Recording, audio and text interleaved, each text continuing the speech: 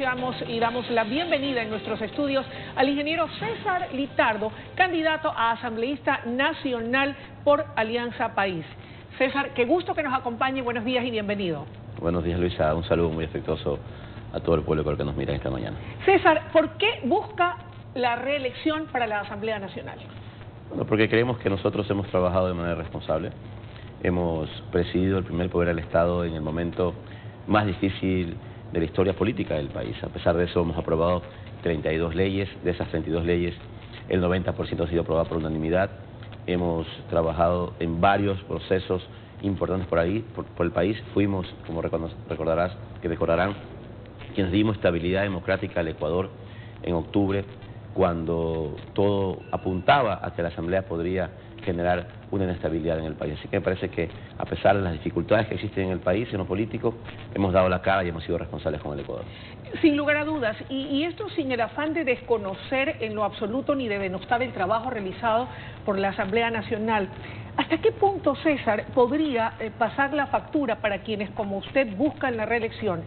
Esa aceptación, de acuerdo a algunas encuestas serias, de apenas un 2% en el electorado ecuatoriano, en virtud, no de todos, porque no se puede meter a todo el mundo en un mismo saco, pero sí de aquellos asambleístas que han hecho un muy mal papel, envueltos en escándalos, en actos de corrupción, algunos presos, otros por los techos.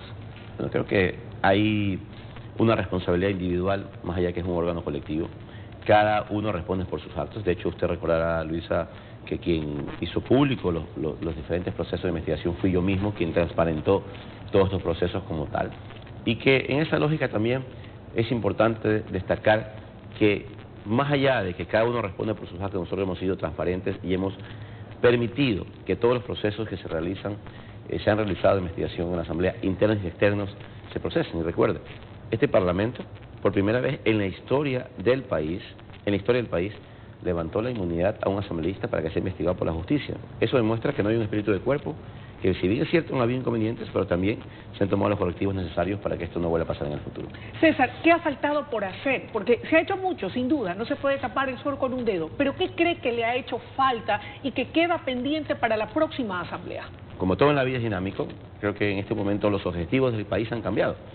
El país en este momento tiene dos objetivos fundamentales: salvar vidas y reactivar la economía, que es la consecuencia de lo que tenemos en la pandemia como tal. Y en ese sentido, ¿cuáles van a ser las leyes que usted piensa promover o impulsar, y específicamente el partido político al que usted representa? Por lo tanto, en el primer rubro de salvar vidas es fundamental garantizar el acceso masivo a la vacunación. Nuestra propuesta es, con nuestra candidata Jimena Peña, llegar a diciembre de este año con 10 millones de ecuatorianos vacunados.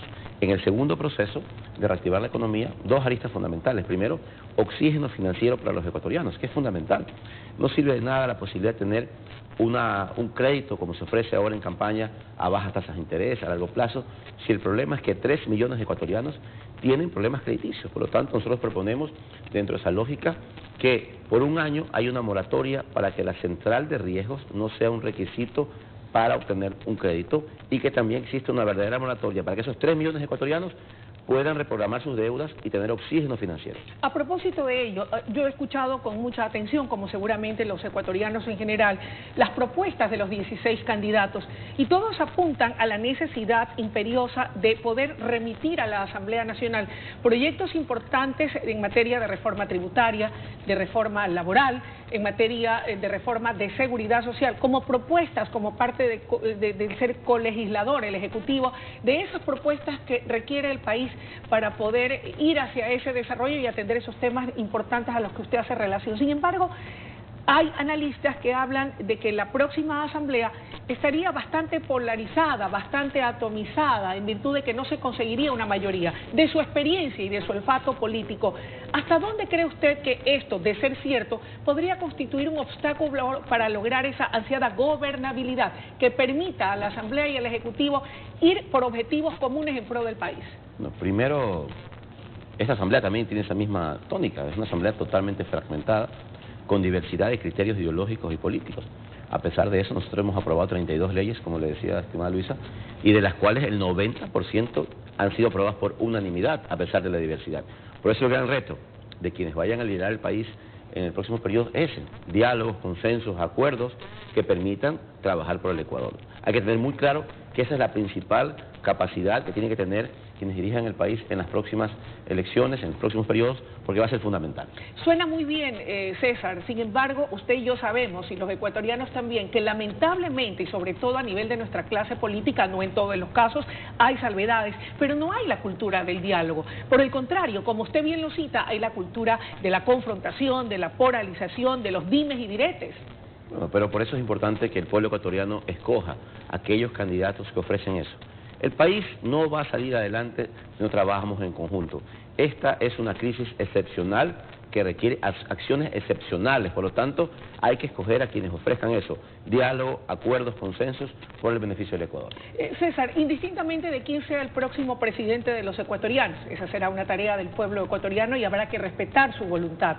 Enviará seguramente importantes reformas, sobre todo si coincidiesen con aquellas imposiciones del Fondo Monetario Internacional en materia de cambios y reformas. ¿Cuál será la postura del bloque legislativo de Alianza País en torno a esos proyectos o a esas propuestas que busca impulsar el fondo para poder continuar haciendo los desembolsos que tanta falta hacen para que podamos tener liquidez en el país? Bueno, la que hemos tenido siempre, más allá de las propuestas que se han enviado por parte del Ejecutivo como económicas urgentes, casi todas estas propuestas se han cambiado en un 60-70% en sus textos originales, adaptándolos a la verdadera realidad del pueblo ecuatoriano. Y seguiremos con esa lógica. Una ley enviada por el Ejecutivo no significa que tiene que ser aprobada tal cual. Hay que procesarla y también modificarla de acuerdo al pueblo ecuatoriano. Estamos ya a puertas de finalizar este gobierno. ¿La fiscalización tendrá también un papel preponderante en la próxima asamblea en caso de que usted llegue a ser reelecto? Seguro que sí, hay que hacer varios procesos de fiscalización. Recordemos que nosotros cambiamos y reformamos la Ley Orgánica de la Función Legislativa para acelerar los procesos de fiscalización, para que todos los juicios políticos pasen al Pleno de la Asamblea, indistintamente de lo que decida la Comisión de Fiscalización como tal. Vamos a hacer una fiscalización mucho más ágil, mucho más transparente, a pesar de que han habido grandes casos de fiscalización que se han realizado en la Asamblea, pero además a eso se han ajustado legalmente los procesos para hacer una fiscalización mucho más ágil. Finalizo preguntándole por qué votar por los candidatos a la Asamblea de Alianza País y su candidata presidencial. Porque esta es una lista renovada, una lista que tiene personas que quieren trabajar por el país, que conocen la realidad del Ecuador, que van a trabajar desde el primer día de ser reelectos y que van a permitir consensos, diálogos y acuerdos por el país. Gracias, César, por su presencia aquí esta mañana.